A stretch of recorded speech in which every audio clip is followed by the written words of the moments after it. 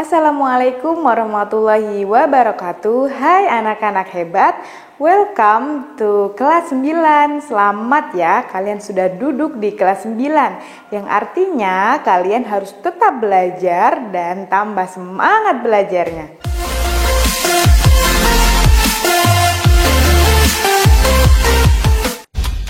Anak-anak, pernahkah kalian berpikir kenapa ya kalian bisa bertambah tinggi? Dari bayi yang awalnya tingginya 50 cm, kemudian anak-anak 100 cm, remaja 130 cm, dan saat dewasa tingginya 170 cm.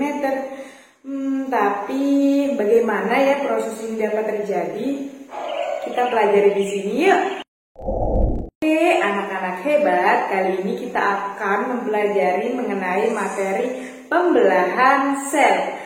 Nah, sebelum kita lanjut ke materi, kita simak dulu tujuan pembelajaran ini dia. Nah, jadi pembelahan sel adalah kegiatan perbanyakan sel yang menyebabkan sel bertambah banyak, besar, dan berat. Nah, pembelahan sel berfungsi untuk yang pertama berperan dalam reproduksi sel. Nah, fungsi ini identik dengan makhluk hidup uniseluler atau disebut juga makhluk hidup bersel satu seperti amuba atau juga protozoa. Nah, pembelahan sel yang dilakukan oleh amuba dan protozoa disebut juga pembelahan secara amitosis atau disebut juga pembelahan secara langsung, yaitu dengan cara memperbanyak diri dengan pembelahan biner. Fungsi pembelahan sel yang kedua yaitu berperan dalam pertumbuhan suatu organisme. Pada masa pertumbuhan, sel-sel kita mengalami pembelahan sehingga menyebabkan tubuh organisme menjadi tinggi dan berat. Fungsi pembelahan sel yang ketiga yaitu berperan dalam regenerasi sel. Kalian pasti pernah terluka, bukan? Nah, ketika kita terluka, bagian sel tubuh kita menjadi rusak. Tahukah kalian bahwasanya luka itu bisa menjadi pemicu aktivitas bakteri yang bisa membuat luka kita menjadi infeksi?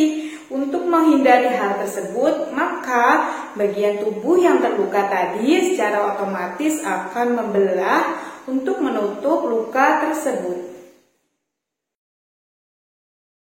Pembelahan sel ada 3 jenis. Yang pertama yaitu pembelahan secara amitosis, yang kedua secara mitosis, dan yang ketiga secara meiosis.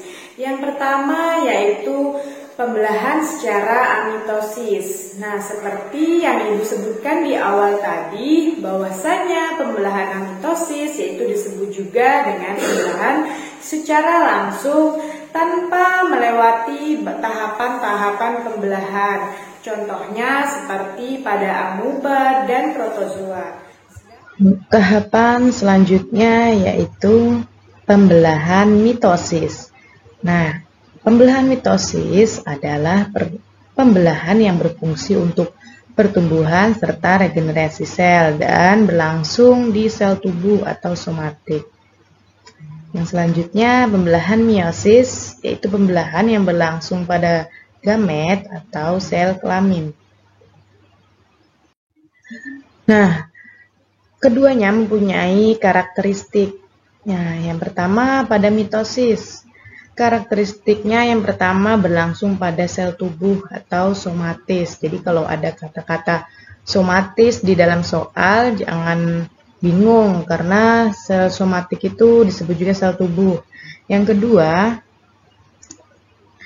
yaitu berfungsi untuk pertumbuhan dan regenerasi sel.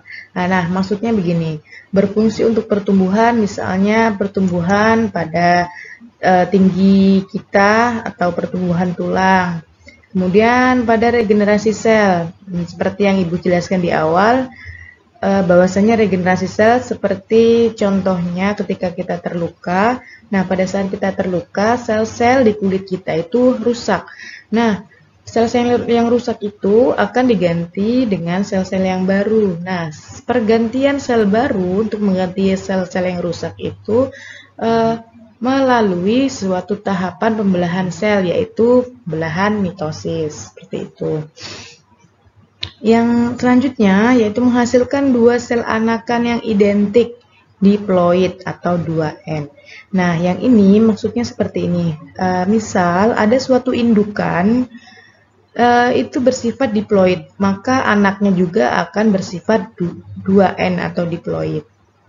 Nah, yang keempat mengalami satu kali pembelahan atau satu kali tahapan.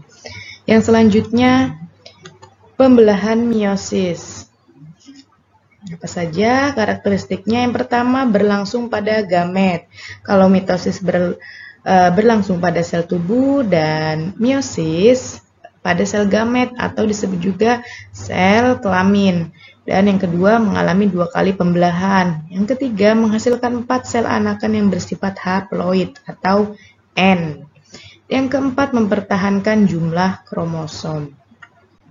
Nah, oke, yang pertama ke tahapan mitosis terlebih dahulu. Sebelum kita ke tahapan mitosis, Ibu akan sedikit mengulas mengenai sel. Ini pelajaran kelas 7 kalau tidak salah. Nah, sel itu terdiri dari yang pertama nukleus. Kemudian ada organel-organel lainnya, ada sitoplasma, ada badan Golgi atau aparatus Golgi, mitokondria, lisosom, sentrosom, retikulum endoplasma, dan ribosom. Nah, ada satu lagi membran plasma di sini.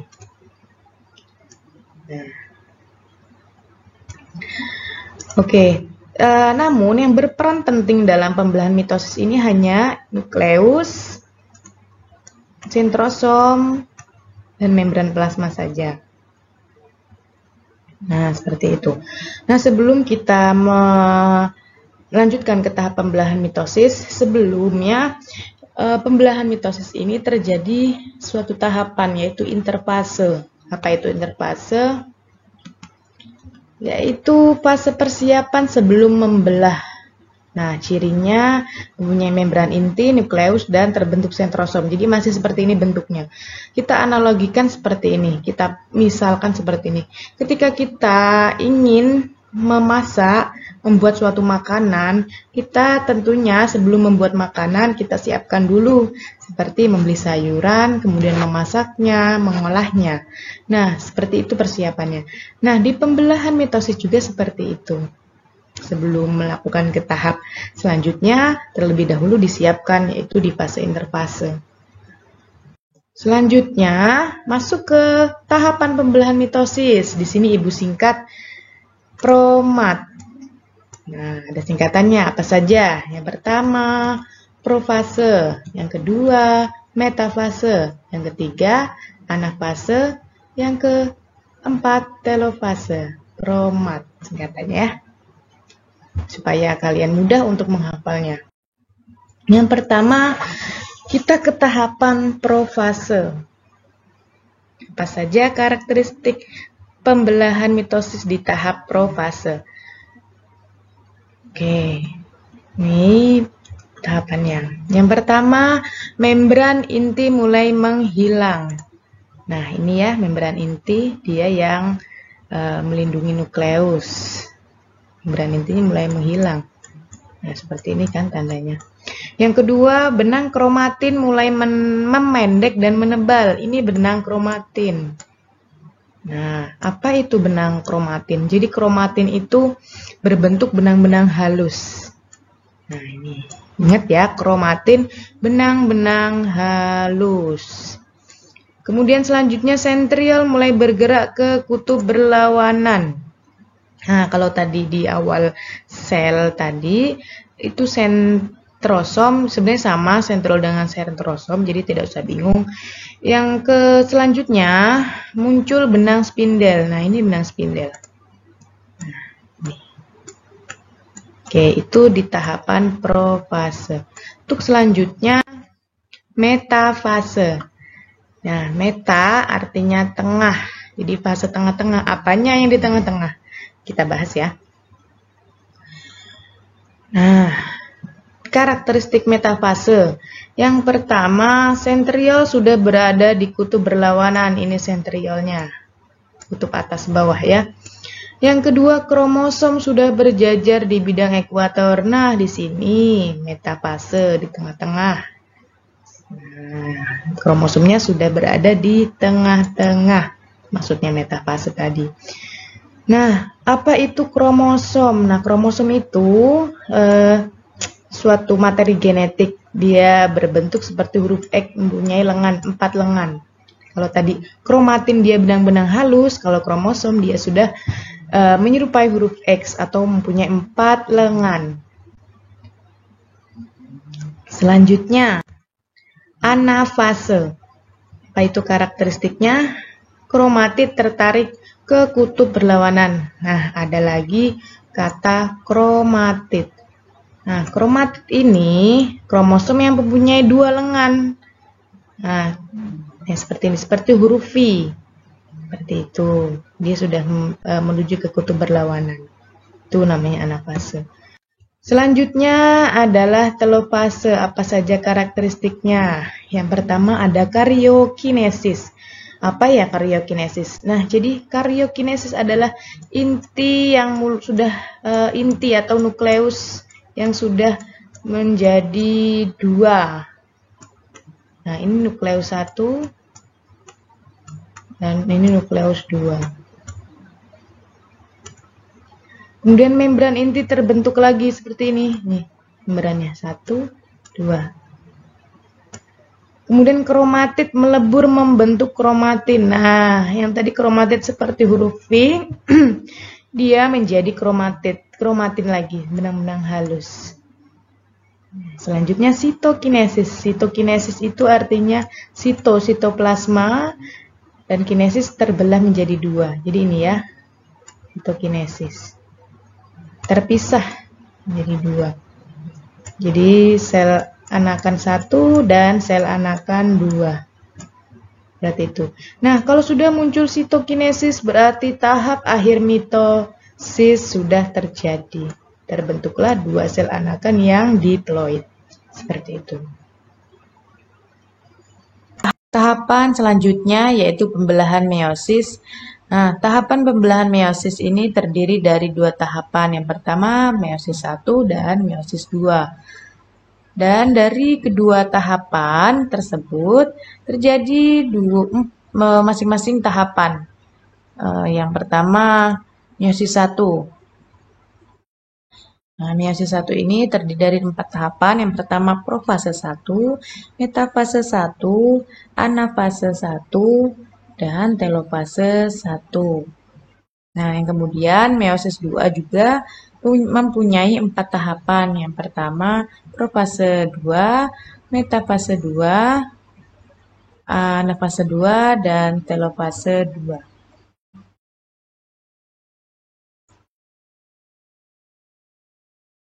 Oke. Kemudian yang pertama, profase 1. Oke. Kita amati profase 1, silakan dicatat. Membran, ini membrannya ya. Membran inti mulai menghilang. Kemudian benang spindle ini mulai muncul dan sentriol bergerak dari kutub atas dan kutub bawah. Kemudian kromosom homolog sudah terbentuk. Nah, apa itu kromosom homolog? Jadi kromosom homolog merupakan kromosom yang memiliki bentuk dan struktur yang sama. Nah, gitu. Untuk tahapan yang kedua, metafase 1. Nah, kita lihat ciri-ciri atau karakteristiknya apa saja. Yang pertama, kromosom homolog tersusun pada lempeng metafase atau di tengah-tengah ekuator. Ya, kemudian masing-masing kromosom pada kromosom homolog dia berada pada kutub yang berlawanan. Nah, ini ya. Selanjutnya anafase 1. Nah, ciri-cirinya yang pertama yaitu ya, kromosom homolog berpisah. Nah, ini kromosom homolog masing-masing berpisah. Yang kedua, kromosom homolog bergerak menuju kutub yang berlawanan. Dari atas bawah. Seperti itu. Yang ketiga, kromatid saudara masih terikat. Ini kromatidnya. Dan bergerak menuju kutub yang sama pula. Nah, ya. Selanjutnya, yaitu telopase 1. Ciri-cirinya adalah yang pertama, setiap bagian sel memiliki satu set kromosom yang haploid. Nah, setiap bagian ini memiliki sifat kromosom yang haploid. Oke, kita zoom. Nah, itu tadi. Dan kemudian terjadi sitokinesis, terbentuk dua sel anakan. Nah, seperti yang saya jelaskan di bagian awal bahwa sitokinesis adalah pembagian sel jadi dua.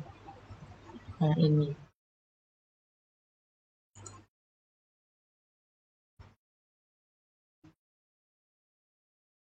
Kemudian terbentuk lekukan atau lempeng sel seperti ini. Ini akan bersiap menjadi dua, maksudnya membelah menjadi dua. Kemudian pada beberapa spesies kromosom terurai lagi dan tidak terjadi lagi duplikasi kromosom.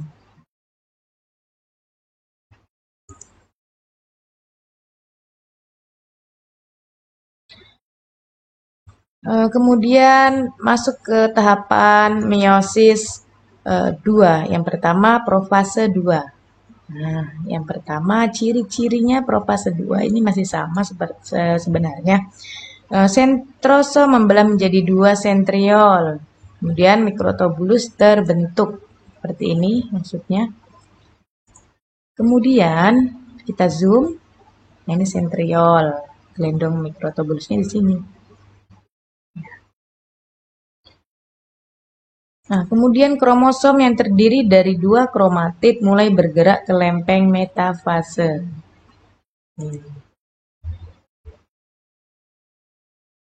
Tahapan selanjutnya adalah metafase 2. Nah, seperti tadi, metafase itu artinya tengah-tengah. Ciri-ciri metafase 2, kromosom berjejer pada lempeng metafase. Nah, dia berjejer ya. Oke.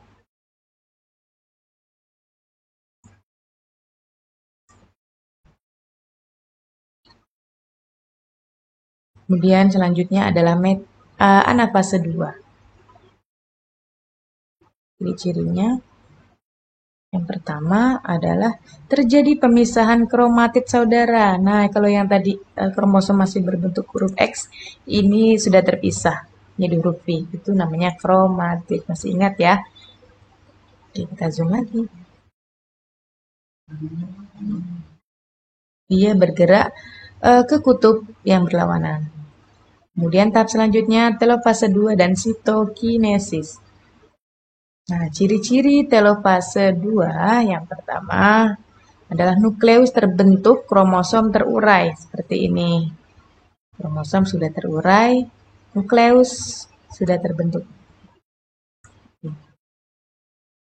Selanjutnya terjadi pembelahan sitoplasma atau sitokinesis sama dan dia masih ada lempengnya.